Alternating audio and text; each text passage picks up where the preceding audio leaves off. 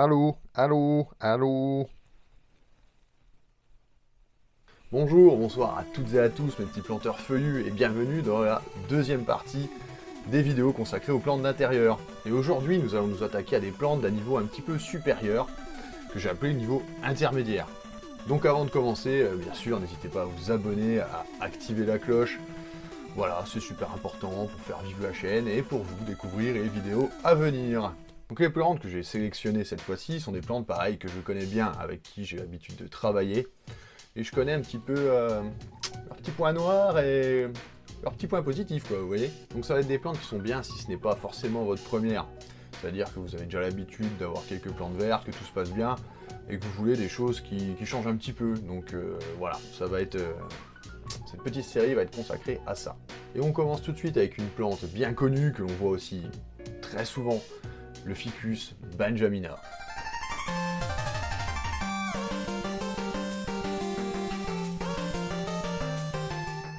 Donc, le Ficus benjamina, aussi appelé figuier pleureur parfois, est originaire d'Inde et d'Océanie. Dans la nature, c'est un arbre qui peut prendre des grosses proportions, et même en intérieur, des fois on en voit qui sont magnifiques, qui sont vraiment très gros, qui font plus de 3 mètres, surtout dans les gros locaux d'entreprise par exemple, des fois il y en a des énormes. Qui est très apprécié pour son feuillage, qui peut prendre différentes couleurs, des variétés panachées, toutes vertes, un peu dorées, enfin, vraiment, au niveau feuillage, il est vraiment super chouette. Donc vu qu'on la voit souvent, c'est une plante qui a l'air simple, mais il y a quelques subtilités et quelques petits trucs pas toujours ouf. Donc malgré qu'il soit assez facile à vivre, c'est une plante qui tolère mal le froid, les courants d'air et toutes ces choses-là. Il est très frileux, le bourre. Et il ne ratera pas une occasion pour perdre ses feuilles, c'est-à-dire que c'est une plante qui n'est pas totalement persistante. Quand il y a une baisse de luminosité, à l'approche de l'hiver par exemple, il va perdre beaucoup de feuilles. Et ça peut être un petit peu dérangeant et ça peut affecter l'esthétique de la plante. Il est aussi relativement sensible aux cochenilles qui peuvent l'envahir si on ne fait pas attention, et aux araignées rouges en été si l'atmosphère est vraiment trop sèche. Donc pour cela, le mieux c'est de le placer dans un endroit un peu humide. Après, je sais que c'est pas toujours évident à trouver, mais éviter les sources de chaleur, genre à côté d'un insert, à côté d'un radiateur, d'un truc comme ça, ils aiment pas du tout. Plus dans une salle de bain par exemple, ils sont bien, mais on peut pas tout mettre dans la salle de bain non plus. En termes de sol, ils demandent un terreau relativement classique par contre, donc un terreau plante verte de base fait très bien l'affaire. Par contre, il a tendance à manger le terreau assez vite, donc n'hésitez pas à faire des surfaçages, c'est-à-dire compléter le volume du pot en terreau assez fréquemment, tous les ans si nécessaire. Il se taille aussi plutôt bien, mais par contre, vu que c'est un ficus, la sève est très forte en latex, donc pareil pour les gens allergiques, à proscrire. Donc voilà pour celui-là, et on enchaîne tout de suite avec une plante que j'aime beaucoup, le calathea.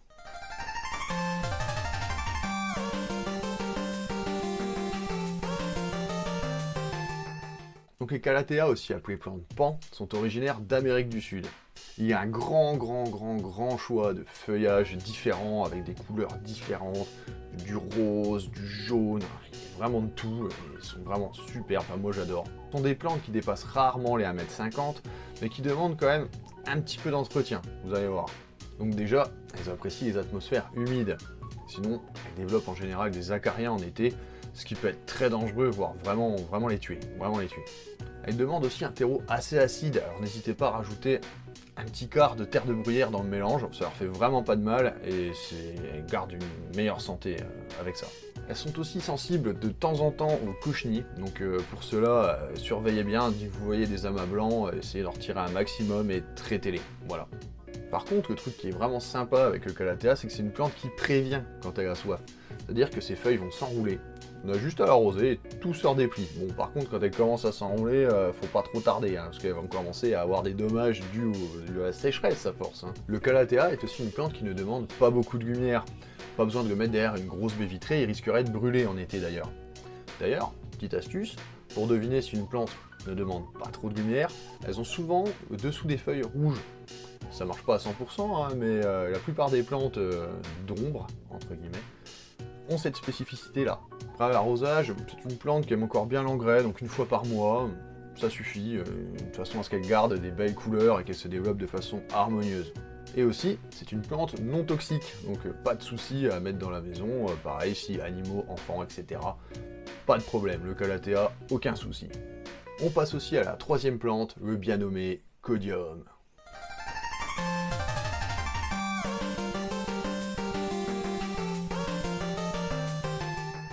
Donc le Codium, aussi appelé croton, est une plante originaire de Malaisie.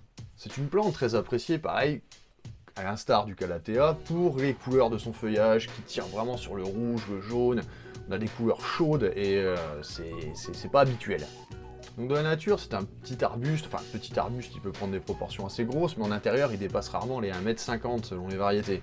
Le croton, lui, demande beaucoup de lumière par contre. C'est une plante qui peut être mise justement à côté d'une baie vitrée, même plein sud, il n'y a aucun problème. D'ailleurs, plus il y a de lumière, plus ses couleurs sont vives et intenses. En termes de sol, il ne demande pas grand chose de particulier. Un peu comme le Calathea, vous pouvez lui rajouter un quart de terre de bruyère au mélange, ça lui fait pas de mal. Un petit coup d'engrais plante verte tous les 15 jours, 3 semaines en été, pareil, ça renforcera ses couleurs et il restera en bonne santé, c'est cool. Par contre, contrairement au Calathea, le croton est une plante qui lui ne prévient pas le petit filou. C'est-à-dire que si on ne fait pas assez attention et que le croton a soif, il n'y aura aucun signe qui va le montrer. C'est juste qu'au bout d'un moment, toutes ses feuilles vont tomber, vertes, sans aucun signe. D'ailleurs, manque d'eau. Donc c'est pas mortel pour lui, à part si vous l'avez oublié à 3 ans. Mais il va rester moche pendant un petit moment, le temps que son feuillage se reconstitue. Et truc pas très ouf non plus, c'est une plante de la famille des Euphorbiaceae, donc toxique. Plutôt bien même. Donc à éloigner des animaux, etc. Voilà, vous connaissez la chanson. Donc pour rester dans les feuillages plutôt jolis, on passe maintenant au Scindapsus.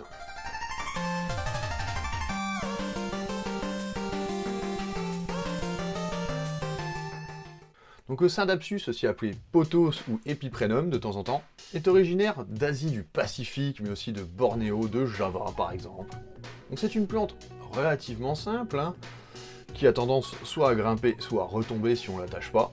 Donc déjà il y a le côté entretien, le fait de l'attacher ou pas, c'est vrai que ça demande des manipulations, on peut le casser, mais son feuillage est quand même très sympa, donc souvent c'est le pothos doré, donc c'est-à-dire il est strié de jaune, il est variegata, mais il en existe aussi des tout verts et quelques autres espèces il me semble.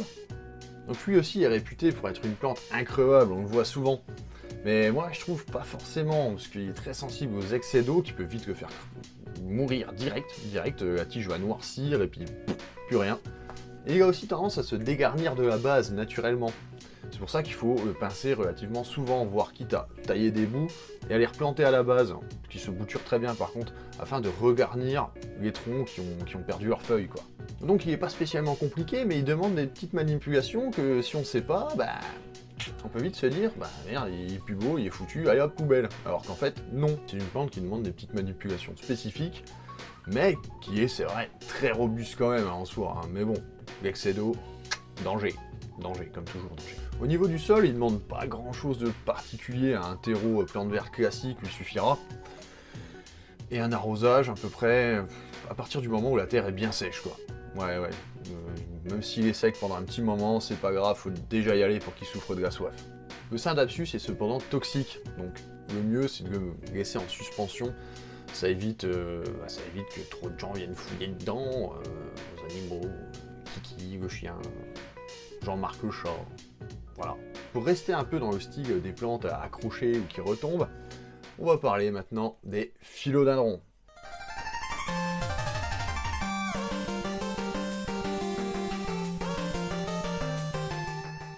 Les philodendrons sont des plantes originaires de la Caraïbe ou de l'Amérique tropicale. Dans cette famille, on y trouve bien sûr les philodendrons, mais aussi, j'ai rattaché ça, on va trouver le faux philodendron, aussi appelé monstera. Donc ce sont des plantes assez faciles à vivre, il n'y a aucun problème, sauf qu'elles peuvent être sensibles à différents parasites, ce qui les rend un petit peu plus galères. Donc ils sont très sensibles aux cochenilles et aux araignées rouges par exemple, qui peuvent poser vraiment un vrai problème en été, parce que c'est dur à enrayer maintenant comme insecte, comme parasite, quoi. Il n'y a plus beaucoup de traitements, et il faut vraiment bien surveiller avant que ça devienne dramatique.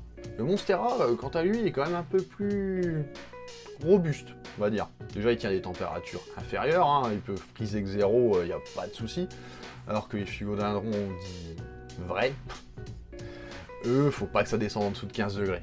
Donc il existe beaucoup d'espèces, beaucoup de cultivars aussi qui sont très à la mode en ce moment. Et on va prendre une minute pour parler de ça d'ailleurs. Je vais rager un peu, je risque de rager un petit peu, vous en faites pas. J'adore les philodendrons, je trouve ça très beau, mais parfois, il y a de l'abus. Donc il y a beaucoup d'espèces qui sont, comme j'ai dit, très à la mode en ce moment. Donc qui dit à la mode dit tarif abusé, mais abusé, c'est-à-dire. Donc là voilà, j'ai trouvé la page d'un site que je vais flouter, hein, bien évidemment, parce que voilà, mais regardez-moi ça. Regardez-moi ce prix qui n'a aucun sens. Voilà, ça peut devenir vraiment... Je comprends pas. En plus, le pire du truc, désolé hein, pour ceux qui connaissent pas trop, c'est-à-dire que ces plantes sont dites variegata, c'est-à-dire qu'elles ont des stries jaunes, mais par contre, rien ne garantit qu'elles vont les garder. C'est-à-dire que si elles ont trop d'engrais, si tout ça, si la lumière convient, elles les garderont, mais... Et encore, ça dépend de la génétique, mais elles peuvent les perdre. C'est-à-dire que vous pouvez acheter ça, et vous retrouver avec un philodendron tout vert dans 5 ans. Tout vert, classique, le philodendron de base. Donc voilà, j'étais tombé dessus dans ma vidéo sur Wish, où même les graines de Monstera variegata coûtaient le prix d'une boîte de caviar. Et du bon caviar. Donc à un moment, faut se détendre. Hein. Et le pire de ça, c'est que ça marche, parce que la plupart des boutiques sont sold out. Alors je comprends pas, franchement, je comprends pas.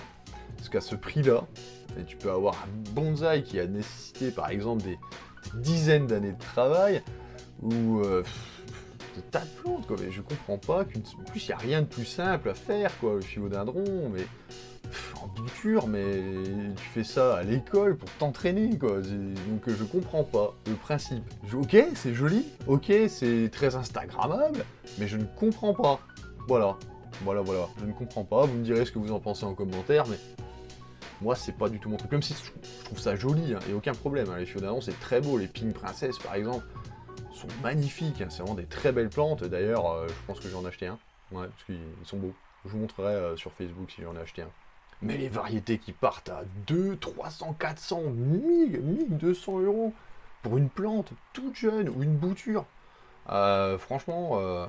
Je vise personne, hein. Mais les gars qui tiennent ces magasins, ou les filles, hein, vous êtes des escrocs. Hein. Je vous vois. Enfin bref, fin de la parenthèse rageux. Mais en tout cas, le philodendron est une plante qui est très facile à vivre, mine de rien. À part ces petits problèmes de parasites, et voilà. Ouais, elle demande aussi une grosse humidité atmosphérique, hein, parce que c'est des plantes quand même de région tropicale. Donc pareil, si vous avez une grande salle de bain, ou une verrière, des endroits assez lumineux et humides, c'est top, ça fait des plantes magnifiques. Ah oui, sinon, c'est de la famille des aracées, donc ils restent toxiques. Pareil, à surveiller, à faire attention. Donc voilà pour ces 5 plantes, mais comme pour des précédentes vidéos, vous êtes des petits gourmands, je vous en ai mis une 6ème. Une plante d'intérieur très connue aussi, mais plutôt dangereuse, le Dieffenbachia.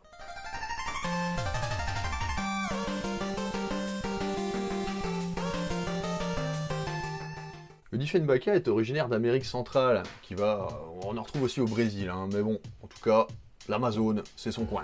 C'est une plante en intérieur qui excède rarement les 1 mètre, mais par contre elle fait des feuilles assez larges, donc prévoir un peu de place, quoi, un peu de place.